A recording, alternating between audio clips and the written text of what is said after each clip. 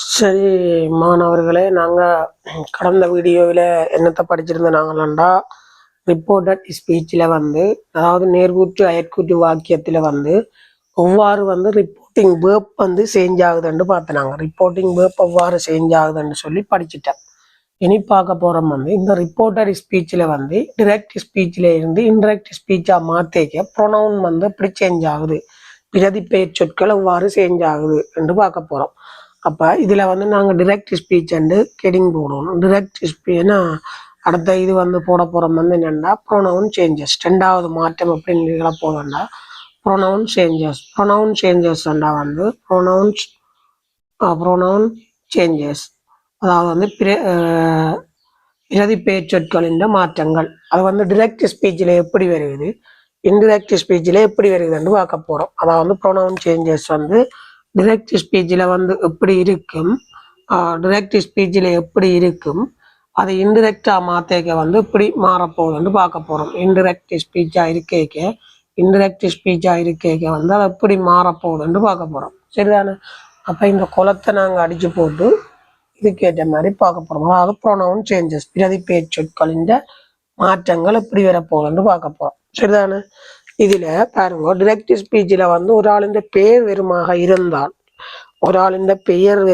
இருந்தால், இப்போ உதாரணமாக பிமல் என்று ஒரு ஆளின் பெயர் வெறுமாக இருந்தால், பிமல் அதாவது ஆம்பளை பிள்ளைகள நேமாக இருந்தால் கீ என்று அது எங்கே மாறும், ரிப்போர்ட்டட் ஸ்பீச்சிலும் ப்ரோனவுன் சேஞ்சில் மாறும். அதே மாதிரி இப்போ ஷாலினி என்ற ஒரு பேர் இருக்குமாக இருந்தால் அது ஒரு பெண்ணின் பேராக இருந்தால், பெண் பிள்ளைகளின் பேராக இருந்தால் அது என்னென்று மாறும், சி என்று மாறும். சரிதானே? அப்போ அதை நாங்கள் ஒவ்வொரு ஒன்றா பார்க்குறோம். இப்போ விமலண்டா கீ என்று மாறும், ஷாலினி என்றா சி என்று மாறும். அதே மாதிரி கீ என்று இப்போ ஐயண்டு இன்பட்டக்கமாக்க வந்தால் அதில் ஆம்பளையாக இருக்குதோ இல்லை பொம்பளையாக இருக்கோ அது கீ சி என்று மாறும். சரி, அதுக்கு ஏற்ற மாதிரி அது என்ன செய்யும், மாற்றம் வரும் அந்த வார வசனத்தை பொறுத்து. இப்போ அதே மாதிரி இப்போ பி என்று வந்தால் என்னென்று மாறும்ண்டா தே என்று ப்ரோனவுன் மாறும். பி என்று வந்தால் தே என்று மாறும். அடுத்த பி என்று வந்தால் தே என்று மாறும். யூ என்று வந்தால் சில சந்தர்ப்பங்களில் யூ என்றே போட வேண்டி வரும், சில சந்தர்ப்பத்தில் ஐயண்டு மாற்றியும் எழுத வேண்டி வரும். சரிதானே? ப்ரோனவுன் சேஞ்சஸில் இவ்வாறான மாற்றங்கள் நிகழும். அதே மாதிரி இப்போ மீ என்று வந்தால் இதில் என்னென்று வருமெண்டா கேகண்டு வரும், அல்லது என்னென்று வருமெண்டா கிம் என்று வரும். சரிதானே? கிம் என்று வரும், கேகண்டு வரும் அல்லது கிம் என்று வரும். ஆனோ பொண்ணோண்டு தெரியாத வாக்கியத்தை வச்சுத்தான் நாங்கள் கண்டுபிடிக்கணும். அதே மாதிரி அவண்டு வந்தா எங்களுடைய வந்தா தேயாண்டு வரும், எங்களுடையதண்டு வந்தா தேயாண்டு வரும். அதே நேரம் அவர்களுடைய வந்தா இதுல என்னண்டு வருமெண்டா தெம்மண்டு வரும். சரிதானே? இதுல மாறி மாறி வரும். அடுத்த என்ன மாதிரி வருமெண்டா IV you me Ki see it எல்லாம் வரும். அப்போ இதுக்கு எப்படி வருமெண்டு ஐயண்டு வந்தால் கீ அண்டு வரும், சி அண்டு வரும். ஏன்னா ஐயன்ற அதில் தார இன்வெட்டக்கமாக்கு ஐயன் இருக்கும், அங்கால நேம் வந்தால் அதை வச்சு தான் கண்டுபிடிக்க போகிறோம், அது கீயோ சியோ உண்டு. அதே மாதிரி வி என்றது வந்தால் தேயண்டு வரும், யூ என்றது யூ அண்டும் வரும் அல்லது ஐயண்டும் வரும், வார வாக்கியத்தை பொறுத்து வரும். மீ என்றது கேண்டு வரும், கிம் அண்டு வரும், அவண்டு வந்தால் தேயாண்டு வரும், தேயாண்டு வந்தால் தெம்மண்டு வரும். அப்போ இப்போ உதாரணமாக இந்த அளவு இருக்குது. இதே மாதிரி என்ன செய்யும், இந்த ப்ரோனவுன் தான் இங்கால சேஞ்ச் ஆக போகுது. வேண்டாம் டிரெக்ட் ஸ்பீச்சில் இருந்து இன்டிரெக்ட் ஸ்பீச்சில் மாற்றமடைய மாறப்போகுது. இப்போ உதாரணமாக நாங்கள் வாக்கியங்களோட பார்க்க இது உங்களுக்கு விளங்குமென்று நான் நினைக்கிறேன். அதாவது வாக்கியத்திலே எவ்வாறு சேஞ்ச் ஆகுதுன்றதை நாங்கள் பார்ப்போம். சரிதானே? இப்போ சென்டென்ஸ் ஊடாக பார்ப்போம். நேற்று ரிப்போர்ட்டிங் வேர்ப்பில் படிக்க நான் சேயிட்டுக்கு ஆஸ்ட்டுக்கு சொல்லித் தெரியல. அப்போ அந்த வசனத்தை இதில் போட்டு அதோட ப்ரோனவுனையும் உங்களுக்கு நான் சொல்லித்தாரேன். சரிதானே? ப்ரோனவுனையும் சொல்லித்தாரேன். அப்போ one and say it, one and say it, one and say it to me, one and say it to me,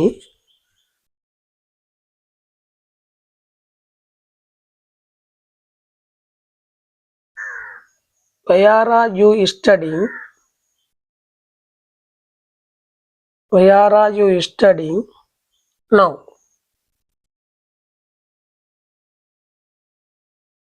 Where are you studying now? சரிதானே? இப்ப இதுல பாருங்க, வண்ணன் say it to me. வண்ணன் என்னை கேட்டான்.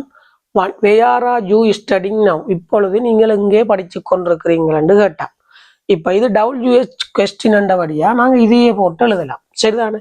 இது வந்து என்ன WH கொஸ்டின் என்றபடியா இந்த இதையே வந்து நாங்க போட்டு எழுதலாம். இது வந்து என்ன டைப் பண்ணா இன்டரோகேட்டிவ் என்ற டைப்புக்கு வந்து வரும். இன்டரோகேட்டிவ் என்ற வகைக்குள்ள வந்து இந்த ரிப்போர்ட்டர் ஸ்பீச் வருது. ஆனா இப்ப நான் உங்களுக்கு வந்து என்ன இந்த சேயிட் என்ற இதை வச்சு இதுக்காகத்தான் இதை எடுத்துறேன். இந்த ரிப்போர்ட்டிங் கேள்வியாக எப்படி மாறுது.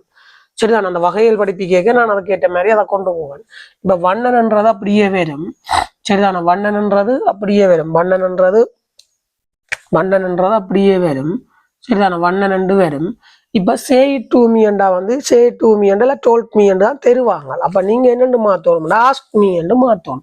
அப்ப say it என்று வந்தா என்னென்று வரணும்னா ask me என்று மாற்றி எழுதுவோம். இப்ப இது கேள்விக்குறியோட கூடின வசனம். அதாவது வந்து இன்டரோகேட்டிவ்ல 2 வகையானது இருக்குது. எஸ் ஓ நோவோன்னு ஆன்சர் பண்ற கேள்வியாக இருந்தால் if whether என்றதை போடணும். எப்ப போடணும்னா இந்த இன்வெர்டர் கமாவை நீக்க போடணும். WH கொஸ்டினாக இருந்தால் நாங்கள் வந்து என்ன செய்யலாம், அதையே போடலாம். என்ன கேள்வி வருகிறதோ அந்த கேள்விக்குரியையே போடலாம். அதுல வந்து மாற்றம் நிகழாது. அப்ப அது வண்ணன் ஆஸ்க் மீ, அதை என்னத்துக்கு போட போறோம்டா இந்த இன்வெர்டர் கமாவை நீக்கி போட்டு அதுக்கு தட் போட்ட மாதிரி இதுக்கு வந்து நாங்க என்னன்னு போடுவோம், வேயாண்டு போட போறோம். அப்ப வேயா இப்ப வந்து என்னத்தானே கேட்டான். அப்ப நான் எங்கே படிக்கிறேன் என்று வண்ணன் என்னை கேட்டான். அப்ப என்னண்டு வரும், யூன்றது வந்து இங்க வந்து மீய காட்டும். அப்ப இதுல பாருங்க, இதுல நான் உங்களுக்கு படிப்பிக்க வேண்டது சேயிட்டன்ற வந்து அந்த அதாவது வந்து ரிப்போர்ட்டிங் வந்து ஆஸ்கண்ட் எப்படி மாறுதுன்றதும் இதுல வர ப்ரோனவுன் வந்து இங்க எப்படி சேஞ்ச் ஆகுதுன்றதையும் வந்து நாங்க பார்க்க போறோம். அப்ப இதுல வர ப்ரோனவுன்கள் வந்து எப்படி சேஞ்ச் ஆக போகுதுன்னு பார்க்க போறோம். அதாவது பேர் நவுன் ப்ரோனவுன்ஸ்கள் வந்து எப்படி சேஞ்ச் ஆகுது, மாற்றத்திலே கொண்டு வருகிறது ரிப்போர்ட்டட் ஸ்பீச்ல. இப்ப வண்ணன்ன்றது வந்து ஆரை குடிக்குதுண்டா வந்து வண்ணன்ன்றது ஒரு ஆள் கேட்கிறாரு. ஆரை கேட்கிறாருண்டா இப்ப இதுக்கும் தான் நீங்க தொடர்பு எடுக்கணும். அதாவது மீக்கும், அதாவது வண்ணன் say it to me, வண்ணன் என்ன எனக்கு சொல்லுகிறார். where are you studying now? நீங்கள் வந்து எங்கே படிக்கின்றீர்கள், இப்பொழுது நீங்க எங்கே படித்துக் கொண்டிருக்கின்றீர்கள் என்று வண்ணன் வந்து என்ன கேட்டார்.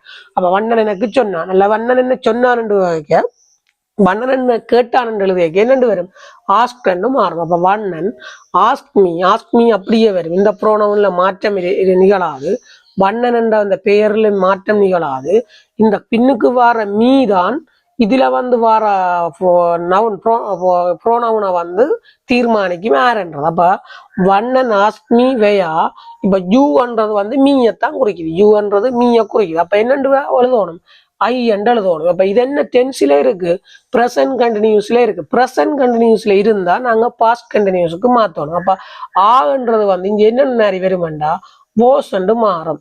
ஏனெண்டா ஐ என்று வந்தா ஓஸ் என்று தான் மாத்தி எழுதணும். ப்ரோனவுன் சேஞ்ச் ஆகிக்க அதுக்குரிய ஹெல்பிங் வேர்ப் வந்து சேஞ்ச் ஆகும். இந்த பிரசன்ட் பார்ட்டிசிபிள் வேர்ப் தான் அப்படியே வரும். அப்ப ஸ்டடிங் நவ்ன்றது தென்னண்டு மாறும். அப்ப இதுதான் இந்த இதுல வந்து என்ன செய்யுது, மாற்றம் அடையுது. அப்ப புரோனவுன் சேஞ்ச் ஆகிக்க பாருங்க, கேள்வி கேட்க புரோனவுன் மீயத்தான் பார்க்கணும். நாங்க மீயையும் அதுல வர யூவையும் பார்க்கணும். இப்ப அசண்டு வந்தா இதுல வந்து யூ அண்டு வந்தா அதை வி அண்டு மாத்தி எழுதணும். அப்ப இப்ப நீங்கள் சொல்லியிருக்க நாங்கள் வரும். அப்ப இதுல இன்னும் ஒரு மாற்றம் ஒன்று நாங்க புரோனவுன்ல வந்து செய்யலாம். எப்படி என்றா வந்து யூ அண்டு வரைக்க வந்து பி என்றதையும் நாங்க மாத்தலாம். யூ அண்டு வரைக்க நாங்க வந்து பி என்றதை வந்து மாத்தி போடலாம். சரிதானே, யூ அண்டு வரைக்க வி அண்டும் மாத்தி போடலாம். அதே மாதிரி தேயண்டு வரைக்க வி தே, அதாவது விய வந்து தேயண்டும் போடலாம், தேய வந்து வி என்றும் போடலாம். அதுக்கு ஏற்ற மாதிரி நாங்க மாறி எழுதலாம். அது அந்த வார சுச்சுவேஷனை பொறுத்து, அங்க வார கேள்விகளை பொறுத்து தான் நாங்க ப்ரோனவுன்ஸ் வந்து சேஞ்ச் ஆக்க போறோம். பிரதி பேச்சொற்களை டிரெக்ட் ஸ்பீச்ல இருந்து இன்டிரெக்டுக்கு மாத்த போறோம். இதுல பாருங்க, வண்ணன் say it to me. வண்ணன் எனக்கு சொன்னான். Where are you studying now? நீங்கள் இப்பொழுது எங்கே படித்துக் கொண்டிருக்கின்றீர்கள் என்று வண்ணன் எனக்கு சொன்னான். இந்ததான் இதுல இருக்கு.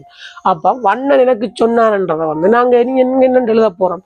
வண்ணன் என்ன கேட்டான்னு தான் எழுதுவோம். அப்ப வண்ணன் asked me அதான் say it என்றது இங்க வந்து asked என்று மாறுது.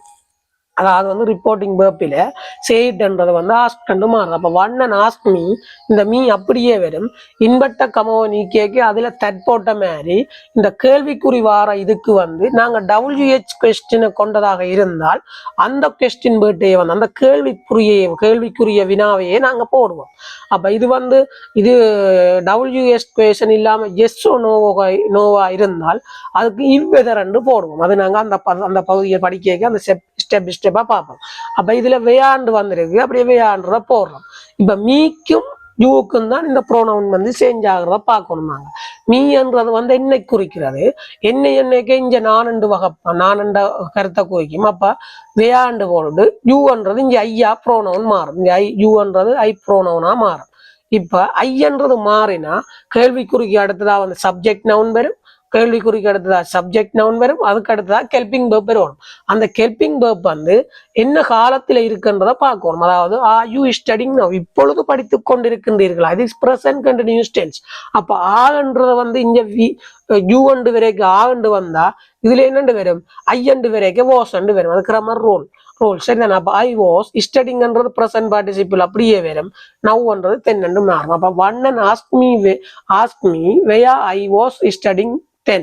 அப்ப நீங்கள் அந்த பிறகு வந்து எங்கே படித்தீர்கள் என்று வண்ணன் என்ன கேட்டான் என்று வந்து வரும். எங்கே படித்துக் கொண்டிருக்கின்றீர்கள் என்று வண்ணன் என்ன கேட்டான் என்ற வசனத்தோட வரும். அப்ப இதுதான் இதுல இப்ப நீங்க ப்ரோனவுன் அப்படி சேஞ்ச் ஆகுதுன்றதான் படிச்சு கொண்டிருக்கிறீங்க. அது நேற்று நான் ஆஸ்க்கு சொல்லலையண்டபடியா இன்றைக்கு அதையும் வந்து சொல்லி இருக்கிறேன். அடுத்தது பாருங்க, அடுத்த ஒரு சென்டென்ஸ் பார்ப்போம். இப்ப Shalini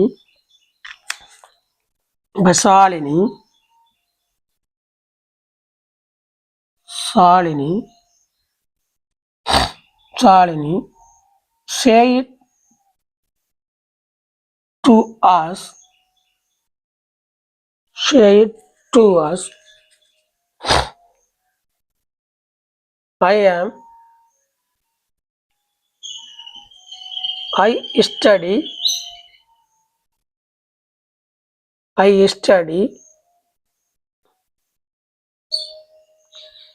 I study in my classroom. இப்படி போடுவோம். நாங்க இதைத்தான் பார்க்க மாத்திரம் என்னத்த ப்ரோனவுனைத்தான் மாத்திரம். இப்ப Shalini say it to us, அதாவது சாலினி எங்களுக்கு சொன்னால் I study in my classroom, நான் என்னுடைய வகுப்பறையில் இருந்து படித்துக் கொண்டிருக்கிறேன் என்று சாலினி என்ன செய்தால் எனக்கு சொன்னால். அப்ப சாலினி என்றது வந்து இங்கே அப்படியே வரும். சாலினி என்றதுல மாற்றம் வராத அப்படியே வரும். இப்ப சாலினி என்றது அப்படியே மாற்றம் நிகழாது. இப்ப say it to என்றது வந்து வந்திருக்குது. அது வந்து என்னண்டா ரிப்போர்ட்டிங் வேர்ப். அது வந்து என்னண்டு வரும்டா told us அண்டு வரும். என்னண்டு வரும்? told us. say it to என்றா வந்து told us அண்டு வரும். இப்ப சாலினி என்றதையும் ஐ என்றதும் ஒன்றுதான். இப்ப இதுக்குத்தான் நாங்க ப்ரோனவுன் சேஞ்ச் ஆக்கணும். இப்ப ப்ரோனவுன் வர வேண்டிய பகுதி இது. இந்த ப்ரோனவுன் அப்படி மாறுதுன்னு பார்க்க போறோம். இது முற்றுப்புள்ளியோட கூடின வாக்கியம். இது என்ன?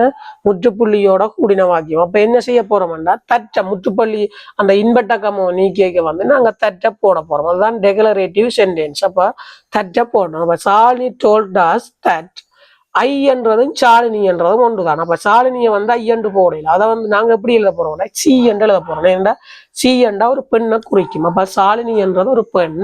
அதை வந்து நாங்க எழுதிக்க வந்து சி என்று எழுதுவோம். அதை ஏற்ற பொம்பளை பிள்ளை என்ற பேர் வந்தாலும் சி என்று போடலாம். சரிதான். அப்ப Shalini told us that. She இது என்ன டென்ஸ்ல வந்திருக்குன்னா சிம்பிள் ப்ரெசன்ட் டென்ஸ்ல இருக்குது. அதாவது study in my classroom. Study என்ன இப்ப படிக்கின்றாள்னு சொல்றாங்க. அப்ப சி studied. இதை வந்து சிம்பிள் பாஸ்ட்ல மாத்தி எழுதணும். studied in my classroom. இப்ப பாருங்க, இதுல மையன்றது வந்து என்ன செய்யுது? மையண்டா என்னுடைய கிளாஸ் ரூம்ல அவன் என்ன நான் படிக்க என்னுடைய கிளாஸ் ரூம்ல படிக்கிறேன்னு சாலினி சொல்றார். அப்ப சாலினி சொல்லிக்க என்னன்னு சொல்லுவா, வேற ஆள் சொல்லிக்க என்னன்னு சொல்லுவார்? Classroom. என்ன கேண்டா அவளுடைய. அப்ப she studied in classroom, அவளுடைய வகுப்பறையில் ஷாலினி படிச்சு கொண்டிருந்ததாக சொன்னாள். சரிதானே? அவள் படித்தாள் என்று அவள் படித்தாள். அவள் தன்னுடைய ஷாலினி அவளுடைய வகுப்பறையில் படித்தாள் என்று அவள் எங்களுக்கு சொன்னாள். அதான் ஷாலினி அவளுடைய வகுப்பறையில் படித்தாள் என்று ஷாலினி எங்களுக்கு சொன்னாள். அவள் அவளுடைய வகுப்பறையில் படித்தாள் என்று ஷாலினி எங்களுக்கு சொன்னாள். இதுதான் இந்த விஷயம். அப்ப இதுல பாருங்க என்னென்ன புரோனவுன் இந்த பேர்ல பார்க்கணும்.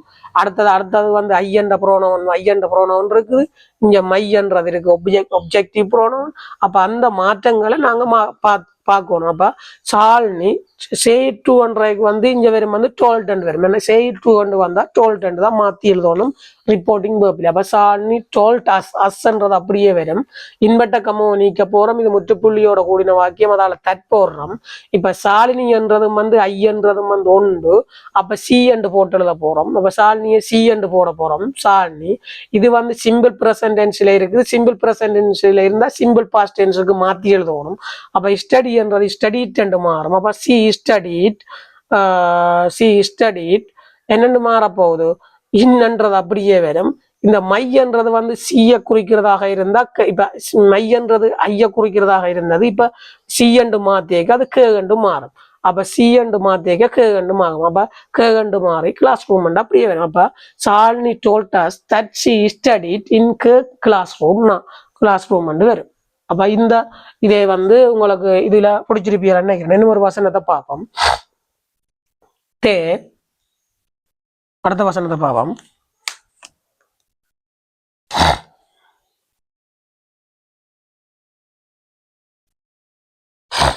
They said to him. Saritha? they said to him. அவர்கள் அவனுக்கு சொன்னார்கள். அவர்கள் அவனுக்கு சொன்னார்கள். we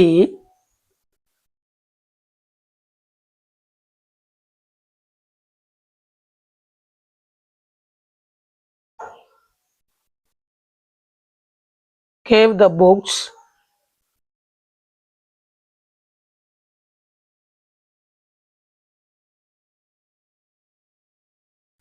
அவர்கள் அவனுக்கு சொன்னார்கள். we gave the books.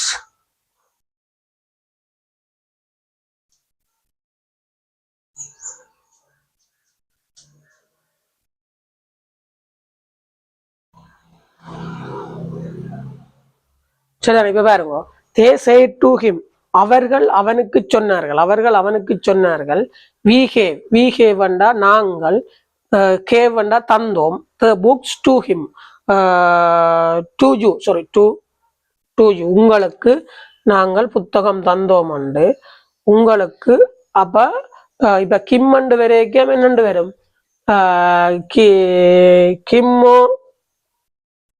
கிம்மோ canned வரைக்கும் யூ அண்டு வரும். சரிதானே? கிம்மோ கேண்டு வரைக்கும் யூ அண்டும் வரும். அப்ப they say it to him, we gave the books to you. நாங்கள் அவர்கள் எனக்கு சொன்னார்கள். we gave the books. நாங்கள் புத்தகங்களை to you உங்களுக்கு தந்தோம். gave வண்டா என்ன, தந்தோம். நாங்கள் புத்தகங்களை உங்களுக்கு தந்தோம். இங்கால போடலாம் என்ன, yesterday என்று போடலாம். சரிதானே? இன்னும் காலத்தை போடையில yesterday என்று போடலாம். பெரிய வசனம் நம்மளுக்கு இடமும் இல்லை. அந்த காலம் படிக்க பார்ப்போம். they say to him, we gave the books to you. நாங்கள் உங்களுக்கு புத்தகம் தந்தோம்டா அவர்கள் அவனுக்கு சொன்னார்கள். அப்ப அவனுக்குத்தான் புத்தகம் கொடுக்கப்பட்டிருக்கு. அப்ப இதுல தே என்றது அப்படியே வரும், அதுல மாற்றம் நிகழாது. தே என்றது அப்படியே வரும், அதுல மாற்றம் நிகழாது. அடுத்த say to என்றது told என்று மாறும். அடுத்த கிம் என்றது அப்படியே வரும், அதுவும் மாற்ற நிகழாது. முற்றுப்புள்ளியோட கூடின வாக்கியம், அதால தட்டென்றது இன்வெர்டக்கமா உடைக்கும் போது தட்டென்று போடுறோம். இப்ப பி என்றது தேய குறிக்கிறது. அப்ப நாங்கள்லாம் என்ன செய்யறோம், அவனுக்கு உங்களுக்கு புத்தகம் வழங்கினோம் என்று நாங்கள்லாம் உங்களுக்கு புத்தகம் வழங்கினோம் என்று அவர்கள் சொல்றார்கள். அப்ப வியும் தேய்க்கும் தான் தொடர்பு. அப்ப இது தே என்று மாறும், வி தே என்று மாறும், புரோனவுன் வி தே என்று மாறும். கேவ்ன்றது கேவ் த புக்ஸ்ன்றது இங்க இது சிம்பிள் பாஸ்ட்ல இருக்குது. அதை பாஸ்ட் பெர்ஃபெக்டா மாத்தினா கேட் கிவன் என்று மாறும், கேட் கிவன் என்று மாறும். ஏனெண்டா சிம்பிள் பாஸ்ட்ல இருந்தா அதை பாஸ்ட் பெர்ஃபெக்டுக்கு மாத்தணும். அப்ப தே ஹேட் கிவன் புக்ஸ்ன்றது மாற்றம் வராது, புக்ஸ்ன்றது அப்படியே வரும். இதுல புக்ஸ்ன்றது மாற்றம் வரும். இப்போ there get given the books to you, to யூன்றது வந்து இங்க டு யூன்றது வந்து டூன்றது வரும், அது மாற்றம் வராது. இந்த யூன்றது வந்து யாரை குறிக்குதுண்டா கிம்ன்றதை குறிக்குது. அப்ப யூன்றத கிம்ன்றதை குறிக்குமெண்டா இங்கால வந்து என்ன they told him that they had given the books to him. அவனுக்கு அவர்கள் புத்தகம் கொடுத்ததாக அவர்கள் அவனுக்கு சொன்னார்கள். அப்ப கிம் அண்டு இங்க மாறும், சரிதானே? கிம் அண்டு மாறும். ஏன் கிம் அண்டு மாறுது?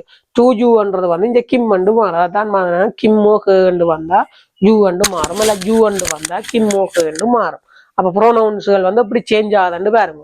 இதுல வாரதை நீங்க ஒவ்வொன்றாய் நுணுக்கமா பார்த்தா தான் எழுதலாம். தட்டி தவிர இவ்வளவு காலம் வந்து ரிப்போர்ட்டிங் சேஞ்ச் ஆக்குறது வந்து வந்தது போன முறை. ரிப்போர்ட்டிங் வேர்ப்பை வந்து அடிப்படையாக கொண்டுதான் போன முறை கேள்வி வந்து வந்துருக்கு. ரிப்போர்ட்டிங் வேர்ப்பை அடிப்படையாக கொண்டு இந்தியால வேர்ப்ஸ் வந்து இப்படி மாறுதுண்டு போன முறை வந்து எக்ஸாமுக்கு வந்தது. தட்டி தவறி ப்ரொனவுனை வந்து எப்படி நீங்க மாத்துறீங்களன்னு சொல்லி கூட பரீட்சையில வந்து மாத்தி வந்து அதுக்கேற்ற மாதிரி கேள்விகளை கிரியேட் பண்ணி வந்து உங்களுக்கு போடலாம். ஆகவே ரிப்போர்ட்டட் ஸ்பீச்சில் வந்து நீங்க எந்த வகையில கேள்வி கேட்டாலும் நல்ல பொருத்தமான ஆன்சர் பண்ணக்கூடிய மாதிரி உங்களை வந்து டெவலப் பண்ணி கொள்ளணும்.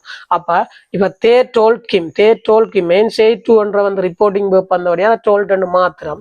அப்ப தே டோல்ட் கிம் இன்பட்டக்கம வந்து முற்றுப்புள்ளியோட கூடின வசனம், அது என்ன டெக்ளரேட்டிவ், அதால தட்டண்டு மாறுறோம். இன்பட்டக்கம நீ கேட்க தட் போடுறோம். இப்ப வின்றது தேய குறிக்குது, அப்ப தேயண்டு போடுறோம். கேவ் த புக்ஸ்ன்றது வந்து இது சிம்பிள் பாஸ்ட் டென்ஸ்ல இருக்குது. சிம்பிள் பாஸ்ட்ல இருந்து அது வந்து பாஸ்ட் பெர்ஃபெக்ட்டுக்கு மாறும். அது டென்ஸ் சேஞ்ச் ஆக வந்து நான் சொல்லி தருவேன். அப்ப அது பாஸ்ட் பெர்ஃபெக்ட் ஸ்ட்ரக்சர் வந்து கேட்டோட வந்து பாஸ்ட் பார்ட்டிசிபிள் வேர்ப், அதால கேட் கிவன் மாறும். கேட் கிவன் த புக்ஸ்ல மாற்றம் வராது, த புக்ஸ் அண்டு வரும். டூ யூ அண்டு வரைக்கும் இந்த டூ யூன்ற வந்து டூ ஹிம்ம குறிக்குது. அப்ப டூ ஹிம் அங்க மாறும். அப்ப they told him that they had give the books to him. அவர்கள் அவனுக்கு சொன்னார்கள் அவர்கள் அவனுக்கு புத்தகம் கொடுத்ததாக அவர்கள் அவனுக்கு சொன்னார்கள். அவர்கள் அவனுக்கு புத்தகம் கொடுத்ததாக அவர்கள் அவனுக்கு சொன்னார்கள். அதுதான் இது இந்த மீனிங். அப்ப நீங்க வந்து என்ன செய்யணும்டா ரிப்போர்ட்டட் ஸ்பீச்ல வந்து எப்படி எழுதணும்ன்றதை வந்து நீங்க வடிவா விளங்கி கொள்ளணும். இப்ப இன்னும் ஒரு வசனத்தை நாங்க பார்ப்போம், சரிதானே? இப்ப மை ஃப்ரெண்ட் ஒரு பேர் எடுப்போம். My friend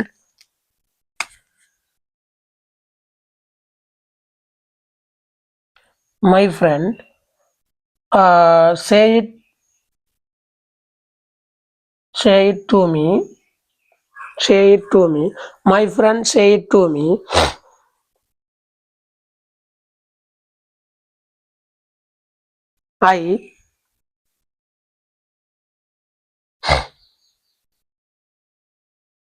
I buy a new car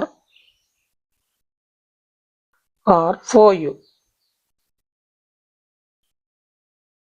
இதுல பாருங்க, my friend say to me, என்னுடைய நண்பன் எனக்கு சொன்னான். I buy a new car for you, நான் உனக்காக ஒரு கார் வாங்குகின்றேன், உனக்காக நான் ஒரு புதிய மகளூர் தொண்டை வாங்குகின்றேன் என்று அவன் என்னுடைய நண்பன் எனக்கு சொன்னான். இப்ப மை ஃப்ரெண்ட்ன்றது வந்து இதுல வந்து நாங்க பார்க்கணும் வந்து புரோனவுனா வர வேண்டியது மை ஃப்ரெண்ட், அடுத்து வந்து ஐ, அடுத்தது யூ ஃபோர் யூ. இந்தளவம் வந்து இந்தளவத்துக்கு என்ன வந்து என்னன்னு இருக்குன்னா ப்ரோனவுனும் நவுனும் இருக்குது. இந்த இதுகளுக்குள்ளதான் மாற்றங்கள் நிகழப்போகுது. அப்ப மை ஃப்ரெண்ட்ன்றது அப்படியே வரும், அதுல மாற்றம் நிகழாது. மை ஃப்ரெண்ட்ன்றது அப்படியே வரும். சே டூன்றது வந்து டோல்ட் அண்டு மாறும். இந்த மீம் வந்து அப்படியே வரும். இது முற்றுப்புள்ளியோட கூடின வாக்கியம், அதால வந்து இன்பட்டக்கமோ நீ கேட்க தட்டண்டு போடுறோம். அடுத்து ஐயும் மை ஃப்ரெண்டும் உண்டு. இப்ப ஐயும் மை ஃப்ரெண்டும் வந்து உண்டு. இப்ப ஐயும் மை ஃப்ரெண்டும் உண்டுண்டா வந்து மை ஃப்ரெண்டா ஐயன்றத வந்து மை ஃப்ரெண்டை தான் குறிக்குது. அது கேர்ள்ஸா இருக்கலாம் அல்லது போயா இருக்கலாம். மை ஃப்ரெண்ட்ன்றது என்னன்னு தெரியாது. அப்ப சி என்று நான் போடுறேன். சி என்றா அவள். அப்ப சி இந்த பை அண்டா வந்து என்ன அது வந்து என்ன வாங்குகின்ற. இது வந்து சிம்பிள் ப்ரெசன்ட் டென்ஸ்ல இருக்குது. இதை வந்து பாஸ்டுக்கு மாத்தணும். அப்ப போட் அண்டு வரும், போட், சரிதானே? அப்ப my friend told me that she bought a new car. a new carல மாற்றம் வராது, அப்படியே வரும். இப்ப ஃபோவும் வந்து மாற்றம் வராது. யூன்றது வந்து என்னத்தை குறிக்குதுண்டா மீன்றதை குறிக்குது. ஃபோ யூண்டா மீண்டா எனக்காக அவள் எனக்கு சொன்னால் எனக்காக ஒரு கார் வாங்குறேன். அப்ப வந்து என்ன ஃபோ யூ உங்களுக்கு கண்டு வரும், என்னண்டு வரும், மீ என்று மாறி வரும். அதில் வந்து she's bought new car for him மட்டும் ஃபார் ஹிம் அண்ட் அவனுக்காக யாருக்காக அவனுக்காக அவள் ஒரு கார் வாங்கினான் அவனுக்காக என்னுடைய மை ஃப்ரெண்ட் டோல்ட் மீ என்னுடைய நண்பி எனக்கு சொன்னான் என்னுடைய நண்பன் எனக்கு சொன்னான் தட் ஷீ போட்ண்டா அவள் ஒரு கார் வாங்கினான் நியூ கார்ண்டா ஒரு புதிய கார் வேணா ஃபோமி என்றா எனக்காக அவள் ஒரு புதிய கார் வாங்கினதாக அவள் எனக்கு சொன்னாள் அவள் எனக்காக ஒரு புதிய கார் வாங்கினதாக அவள் எனக்கு சொன்னாள் ரெண்டு பேரும் அப்ப இதுல பாருங்க ஃபோ யூன்றது வந்து உங்களுக்காக ரெண்டு பேரும் இதில் ஃபோ மீ ரெண்டு பேரும் சரிதானே ஃபோர் மீ என்று வரும் அப்போ my friend say to me I buy a new car for you அதாவது my friend told me that she bought a new car for me சரிதானே ஃபோர் மீ ரெண்டு வரும் அப்போ உங்களுக்கு வந்து ப்ரோனவுன்கள் எப்படி சேஞ்ச் ஆகுறதுன்றதை வந்து உங்களுக்கு தெரியணும் அப்போ இதில் வந்து என்ன மை ஃப்ரெண்டு வந்தாலும் என்ன வந்தாலும் மை ஃப்ரெண்டு வந்தால் போயோகளை ஒன்று தெரியாது அதுக்கேற்ற மாதிரி மாற்றி போடணும் ஆகவே இன்றைக்கு வந்து நாங்கள் ப்ரோனவுன் சேஞ்சஸை வந்து நாங்கள் படிச்சிருக்கிறோம் ப்ரோனவுன் சேஞ்சஸில் வந்து ஆரம்பத்தில் இருந்து ஒவ்வொரு ப்ரோனவுனையும் நீங்கள் அண்டர்லைன் பண்ணி பார்த்துட்டு அதுக்கு வந்து எப்படி சேஞ்ச் ஆகுறதுன்றதை எழுதி பார்க்க தான் பெறும் அப்போ எல்லாமே மாறும் ரிப்போர்ட்டிங் வேர்ப் மாறும் அதாவது டைப் பண்ண தவிர மிச்சம் எல்லாத்துக்குமே ரிப்போர்ட்டிங் வேர்ப் மாறும் அடுத்தது வந்து ப்ரோனவுன்ஸ் மாறும் டென்சஸ் காலங்கள் மாறும் வேர்ப்ஸின் வகையில மாற்றம் ஏற்படும் டைம்ல வந்து காலத்துல மாற்றம் ஏற்படும் பிளேசஸ்ல வந்து மாற்றம் ஏற்படும் இடத்துல மாற்றம் ஏற்படும் அதுதான் ரிப்போர்ட்டட் ஸ்பீச் அப்ப அதை ஒரு ஆள் சொன்னதாக மற்ற ஆள் வந்து சொல்றதுதான் ரிப்போர்ட்டட் ஸ்பீச் ஆகவே நாங்க இதோட வந்து இந்த ரிப்போர்ட்டட் ஸ்பீச்சின் வந்து என்ன பகுதி என்றா ப்ரோனவுன் சேஞ்சஸை முடிச்சுக்கொண்டு அடுத்த பகுதி வந்து டென்சஸ் சேஞ்சோட வந்து நாங்க உங்களை வந்து சந்திப்போம் சரியோ நன்றி